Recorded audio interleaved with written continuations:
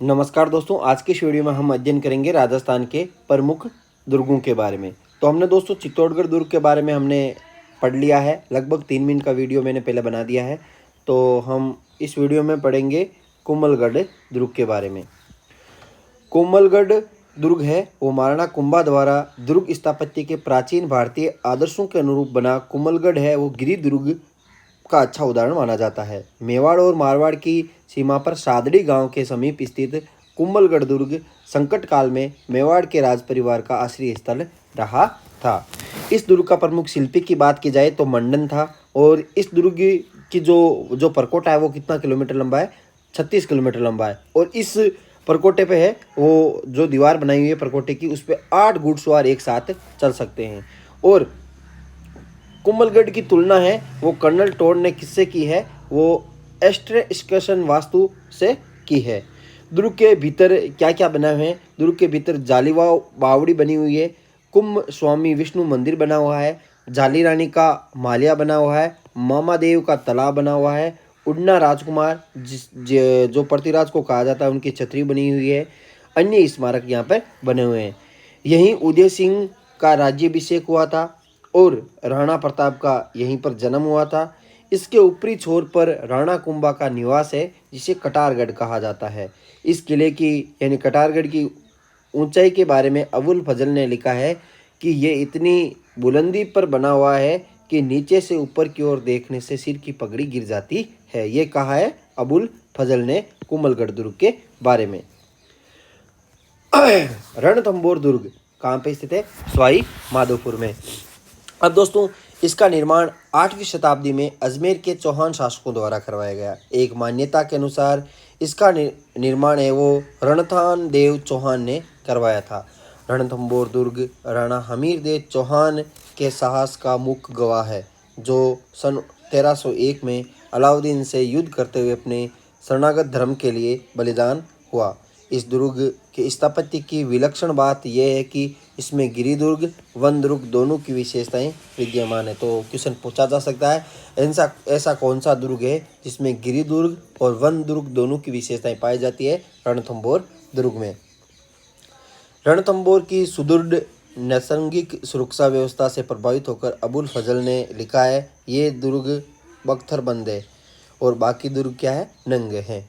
दुर्ग परिसर में हमीर महल, रानी महल, हमीर की कचहरी, ये क्वेश्चन पूछा जाता है। सुपारी महल कहाँ पे स्थित है? रणथंभौर दुर्ग में। 32 खंभों की छतरी, जोगी महल, पीर सदरुद्दीन की दरगाह, ये भी क्वेश्चन महत्वपूर्ण है कि रणथंभौर भी स्थित है। गणेश मंदिर, ये भी त्रिनेत्र गणेश मंदिर भी रणथंभौर में स्थित है। अगला है सिवाना दुर्ग बाड़मेर। अब दोस्तों बाड़मेर में 56 के पहाड़, तो दोस्तों 56 का पहाड़ बाड़मेर सिवाना में है। और 56 के मैदान की बात की जाए डूंगरपुर बांसवाड़ा। 56 बाड़मेर में 56 के पहाड़ पर स्थित सिवाना का दुर्ग इतिहास प्रसिद्ध है।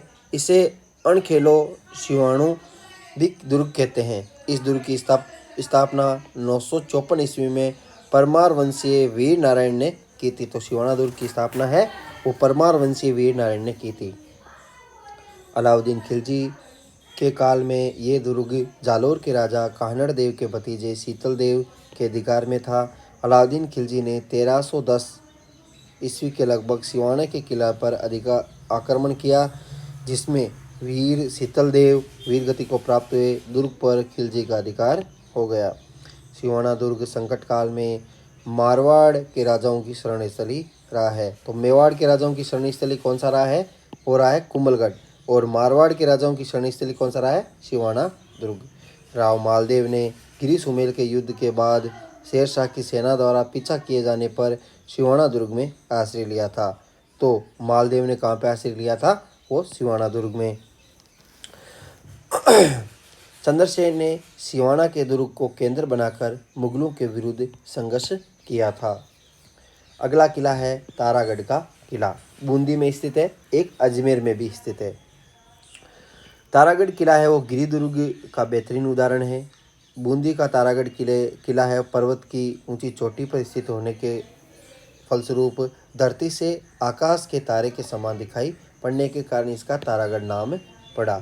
इस किले का निर्माण 14वीं शताब्दी में राव बर सिंह ने मेवाड़, मालवा और गुजरात की ओर से संभावित आक्रमणों से बूंदी की रक्षा के लिए करवाया था।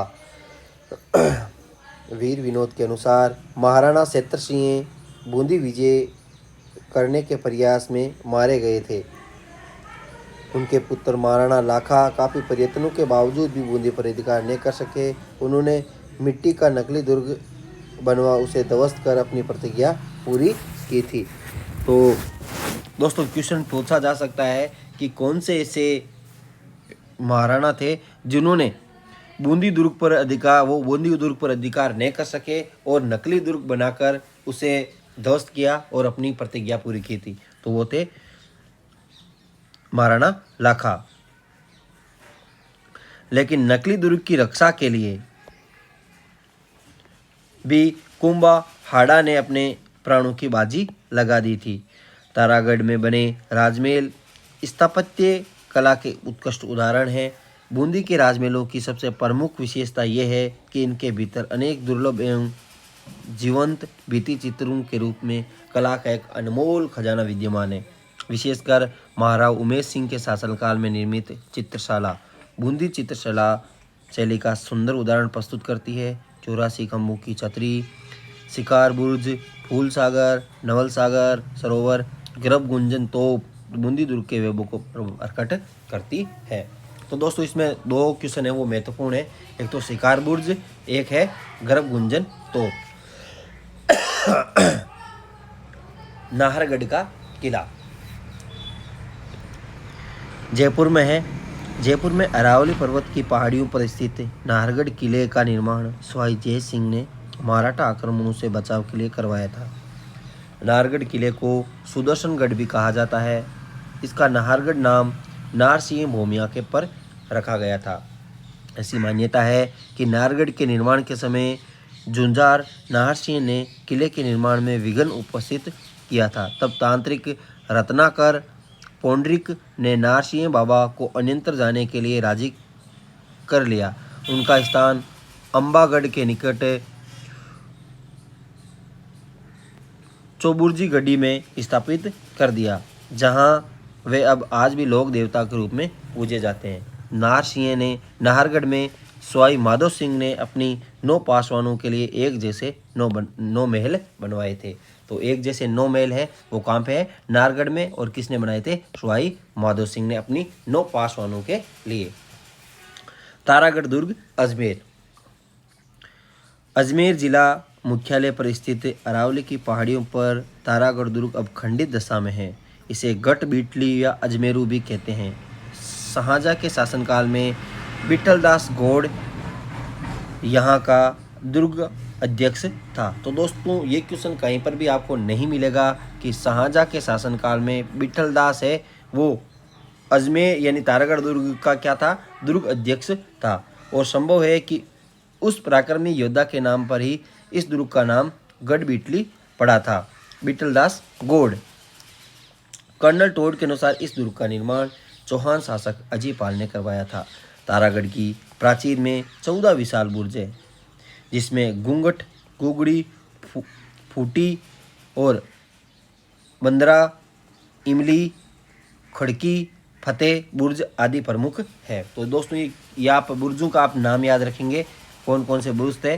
तो घूंघट, गुगड़ी, फूटी, इमली, खिड़की, फतेह बुर्ज आदि ये प्रमुख कहाँ के बुर्ज हैं? तारागढ़ दुर्ग के। तारागढ़ दुर्ग को सन 1832 में भारत के गवर्नर जनरल विलियम बेटिंग ने देखा तो उनके मुंह से निकला, ओहो दुनिया का दूसरा जिब्राल्टर। तो विलियम बेटिंग ने कहा था दूसरा जिब्राल्टर, ये भी आप याद रखेंगे। मेहरानगढ़ दुर्ग जोधपुर। 1459 में राव जोधा द्वारा इस दुर्ग की स्थापना की गई थी। मेहरानगढ़ है वो जोधपुर नगर की उत्तरी पहाड़ी चिड़िया टूक पर बना हुआ है। गिरी श्रेणी का दुर्ग है। इसे मयूर ध्वजगढ़, गढ़ चिंतामणि भी कहते हैं। लाल बलुआ पत्थरों से निर्मित मेहरानगढ़ के राजमहल राजपूत स्थापत्य कला के सर्वश्रेष्ठ उदाहरण माने जाते हैं। अपनी विशालता के कारण संभवतः यह किला मेहरानगढ़ कहलाया। गढ़ बनियो मेहरान। दुर्ग के भीतर यानी मेहरानगढ़ दुर्ग में मोती महल, फतेह महल, फूल महल, सिगार महल दर्शनीय। महाराजा मानसिंह द्वारा स्थापित पुस्तक प्रकाश नामक पुस्तकालय वर्तमान में भी कार्यरत है। किले में लंबी दूरी तक मार सकने वाली कुछ तोपें हैं, जिसमें किलकिला, शंभू बाण, गजनी खान, जमजमा, कड़क बिजली, नुसरत, गुबार और बिच्छू बाण, मीर बख्श, रहस्य कला, गजक, ये प्रमुख क्या है तोपें हैं। दुर्ग परिसर में चामुंडा माता का मंदिर है, मुरली मनोहर मंदिर है, आनंदगन के प्राचीन मंदिर स्थित है। इसके अतिरिक्त तख्त विलास, चोखेलाव महल, बिचला महल, श्रृंगार चौकी जैसी शानदार इमारतें भी इस दुर्ग की क्या बढ़ाती है, शोभा बढ़ाती है। तो दोस्तों जो आपको ये छोटी छोटी बातें दिख रही है, इन्हीं में से क्वेश्चन बनता है। तो आपको पूछा जा सकता है ये किलकिला तोप, ये तो सभी को लगभग पता है, यानी कड़क बिजली, एक तो जमजमा, एक ये हो गई गुड़ गानिद, बिच्छू बाण, मीर बख्श, रहस्य कला, गजक। यदि पूछा जा सकता है कि रहस्य कला व गजक क्या है, तो रहस्य कला व गजक क्या है, यह है मेहरानगढ़ दुर्ग की प्रमुख तोपें। चूरू का किला निर्माण किसने करवाया था? ठाकुर कुशाल सिंह ने 1739 में करवाया था। 1857 ईस्वी के विद्रोह में यहाँ के ठाकुर शिव सिंह ने अंग्रेजों का विरोध किया। इस पर अंग्रेजों ने बीकानेर राज्य की सेना लेकर चूरू दुर्ग को चारों ओर से घेर कर तोपों से गोलों की बरसात की थी। जवाब में दुर्ग से भी गोले बरसाए गए। कुछ समय बाद गोले बनाने के लिए शीशा समाप्त हो गया। इस पर सेठ साहूकारों व जन सामान्य ने अपने घरों से चांदी लाकर ठाकुरों के सामने रख दी। जब तोपों से छूटे चांदी के गोले शत्रु सेना पर जाकर गिरे तो शत्रु सेना हैरान रह गई। उसने जनता की भावनाओं का सम्मान करते हुए दुर्ग से घेरा उठा लिया था। अकबर का दुर्ग, तो अकबर की मैगजीन भी कहा जाता है। अकबर ने अजमेर नगर के मध्य 1570 ईस्वी में गुजरात विजय की स्मृति में एक दुर्ग बनाया था। इस दुर्ग को अकबर का दौलत खाना भी कहा जाता है और अकबर की मैगजीन भी कहा जाता है।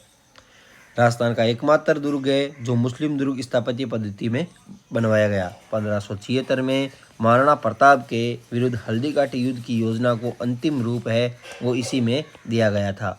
ब्रिटिश राजदूत सर थॉमस रो जब भारत आया तो मुगल सम्राट जहांगीर को अपना परिचय इसी दुर्ग में दिया था।